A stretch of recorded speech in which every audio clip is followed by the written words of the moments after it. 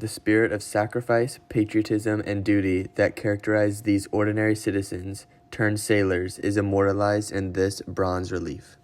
When I look at this sculpture, I see a businessman wearing a suit, carrying a briefcase in one hand and his Navy uniform in the other, while boarding a Navy ship. I see another man wearing a suit and a bow tie, carrying a satchel that perhaps a professor or teacher would carry on one shoulder and his uniform in the other, as he too boards the ship. This exemplifies how reservists are ready in a moment's notice to switch from their everyday jobs to active service for the Navy whenever they are called to duty.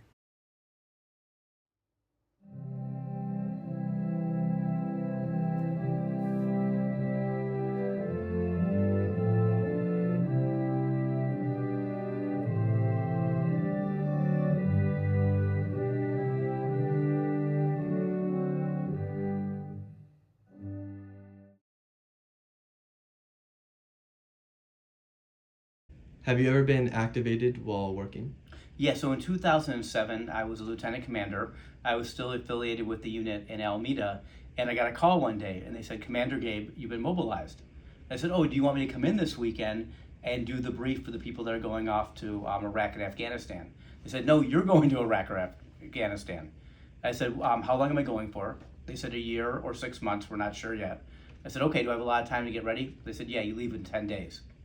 So at that point, I was an attorney in private practice in the Bay Area, and I had to pick up, tell my wife, I'm leaving, I'm going to Iraq in 10 days.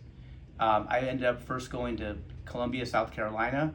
At Fort Jackson, I went through about 3 weeks of combat training. Then they sent me over to Kuwait, where I did 2 weeks of intensive convoy and combat training. And then I went to Baghdad, and I was there for 6 months.